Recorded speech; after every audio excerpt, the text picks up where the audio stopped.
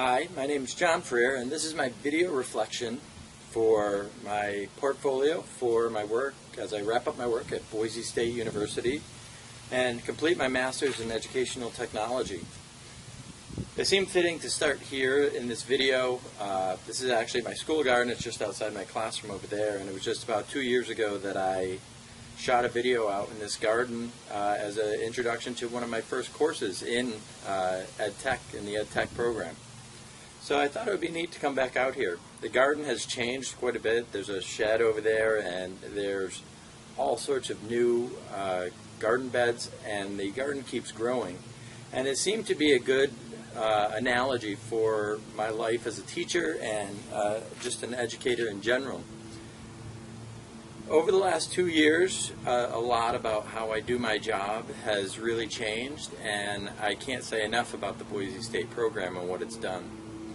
To best understand how the impact of this EdTech program, it really requires us to first take a step back to where I was just a few short years ago. I've been teaching for almost 20 years now, and for most of my career, this is where I stood, standing in front of my students in their rows as I dispelled all the information, a very didactic approach, as I filled their heads with facts about biology. Even as I was doing it, I always felt a little uneasy. It felt as if I was basically explaining knowledge they could just get from the textbook. And there were definitely times when I felt I was helping students, but for the most part, it didn't feel very creative, and I never really felt that I was connecting with the vast majority of my students. And that's who I've been as a teacher. But then about 5 years ago, I was pulled into a meeting and asked to join a program called Powerful Learning Practice, or PLP. To be honest, I didn't really understand what I was getting into, but it sounded interesting enough to take part in it. It was an 8-month program and a pretty big commitment. And what it was is a group that was trying to get technology to be leveraged a little bit more than it currently is, and to open up the world of learning for our students in directions that I had never really seen before. After going to the PLP and working through the PLP program, my teaching did transform quite a bit. I incorporated quite a bit of technology, but often ignored the idea that PLP really stressed, which is it's not about the tools, it's really what you do with them. And I did all sorts of things with the tools. I used voice threads, and I had my students create presentations on Prezis, and eventually I actually flipped my classroom, creating video lectures and having them watch them at home while we did more hands-on things in class. It really was a little bit scattered though, and it left me wondering if I was doing the right thing, because I didn't always reach goals that I was hoping to reach, even though I seemed I was going in the right direction. And it felt like I was flailing about just a little bit. Some projects worked and some didn't. And that's where Boise State comes in. I wanted to gain a better understanding of the role of technology in teaching and how best to leverage it in a way that would benefit my students. As I began my work in educational technology, I was introduced to many foundations of technology that I had been missing. Work in EdTech 501 gave me some understanding of exactly what educational technology was. 502 was really beneficial in introducing me to web design and helping me to create some of my first web pages.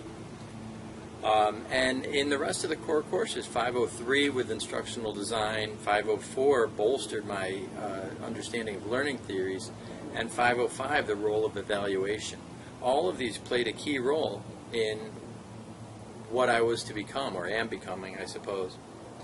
My electives have been incredible. They've taught me to build a network and maintain the physical network, to connect socially and create professional networks, and to design all sorts of different multimedia, to use project-based learning, and all sorts of different pieces of the puzzle that are coming together to form who I am now as a teacher. It would be tough to name one course that has really impacted me the greatest, but what I'm going to do is I'm going to walk through a few assignments and try to explain the evolution of who I am as a teacher and how the EdTech program really has been guiding that over the past 2 years. I'm going to begin with this artifact, which is a paper I wrote for EdTech 504 entitled A Case for the Development of an Inquiry-Based Technology-Supported Science Curriculum. This paper truly impacted my approach to teaching. As I said, I spent most of my career using a didactic approach to teaching science. Exploration of the constructivist style of learning led me to make connections to how science is actually done.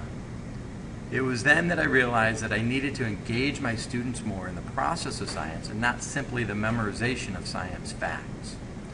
Learning through doing the science for themselves became a hallmark of my classes. This was further honed into guided inquiry activities that have allowed my students to explore scientific concepts without getting too far down the wrong path. Some technology has been included as a result of this learning in this paper. I can't say that at this point that anything revolutionary really happened in terms of technology use, but it has shaped a great deal of what I do as a teacher. While the paper written for EdTech 504 did not necessarily cause me to infuse a lot of technology into my own teaching and my own practice, these two assignments, the Genetics Web Quest and the Virtual Biome Tour created for EdTech 502, gave me a great basis for creating web-based activities for my classes.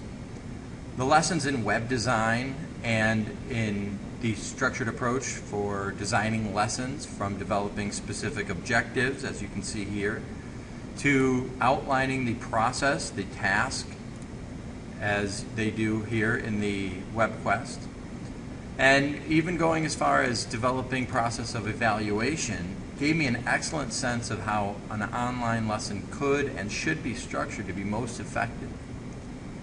These two assignments and these two lessons are a far cry from my early videos that simply brought the didactic approach of teaching to the students' homes rather than having it done in the classroom.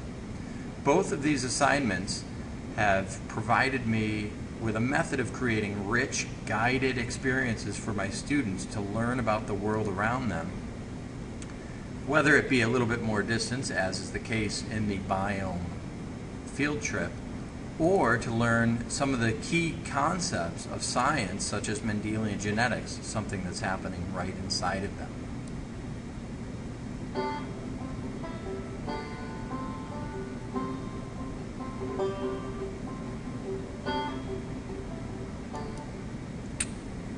In my multimedia course, I learned many new principles that have helped me better approach the creation of videos and other multimedia for my classes.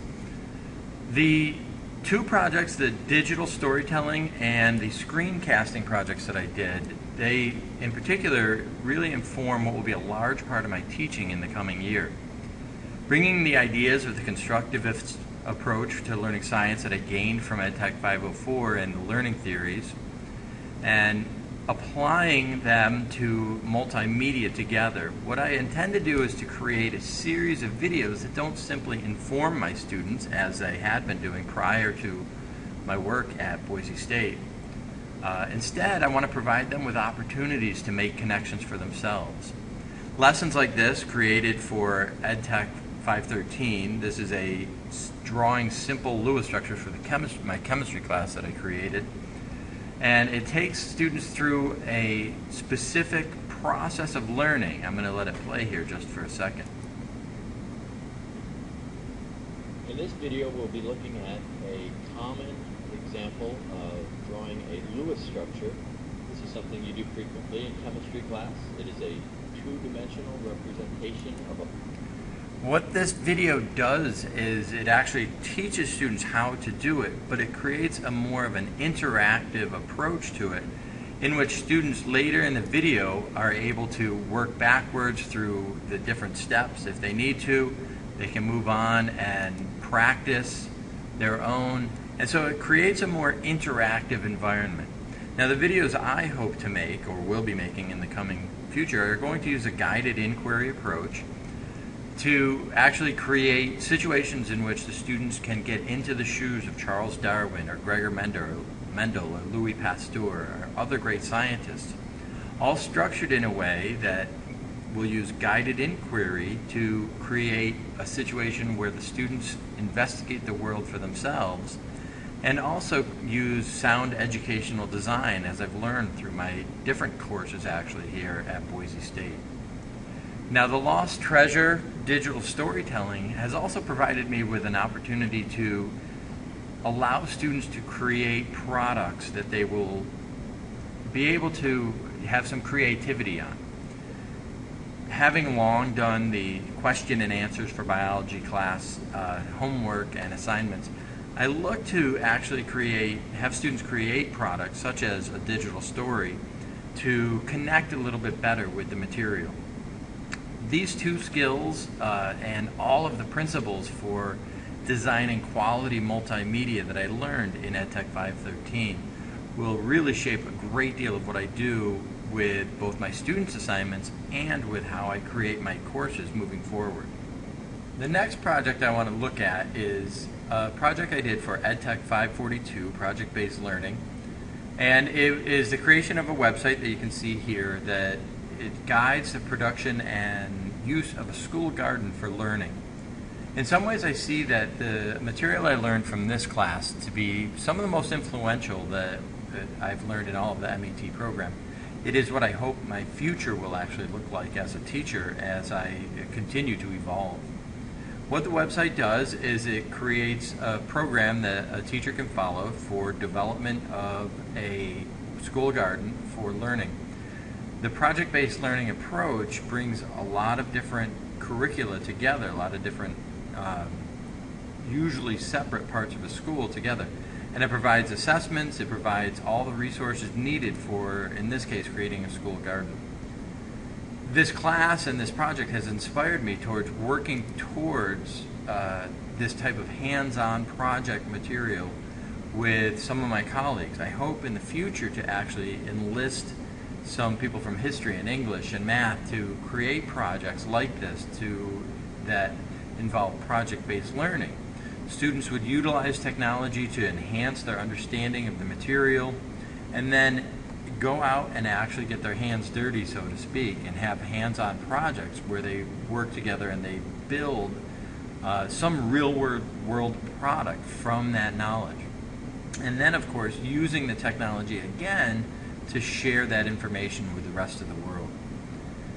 I'm not quite there yet, but this project, along with many of the other classes I've had at Boise State, have given me the knowledge towards working towards this goal. The final project I want to highlight in this video is my final project for instructional design at EdTech 503. In this project, I created basically a professional development experience in which teachers learn the benefits and skills for incorporating blogging into their classroom. While I am proud of the project itself, I am more inspired by what it represents, which is the transition from me being a teacher striving to incorporate technology into his own practice to a leader at my school in the field of educational technology. In the coming year, I am being called on to lead more professional development workshops at my school, and this project has given me the foundation I need to go into these experiences prepared and confident. By using, most likely, the ADDIE model of instructional design, I know I'm going to be able to create effective and organized lessons around the various forms of technology that teachers may wish to integrate into their teaching. I look forward to this new challenge and know that my work at Boise State has really geared me towards being skilled enough to do these types of workshops. So this brings me to the end of this video and to the end of my MET experience here at Boise State. However, it doesn't bring me to the end of my learning. Clearly moving forward, I see that I'm going to use the skills I've learned over the last couple of years really almost daily in my work. I have a great deal to learn and to experience, but I look forward to taking on new challenges as a role in an ed tech leader here at my school, and also to really create some dynamic, some interesting and innovative ways of applying technology into my own teaching and into my own life. I look forward to working with the people that I've met here at Boise State and that I now consider colleagues, and hopefully I'll keep many of those connections up as I continue to develop as a teacher and an educator and an educational technologist.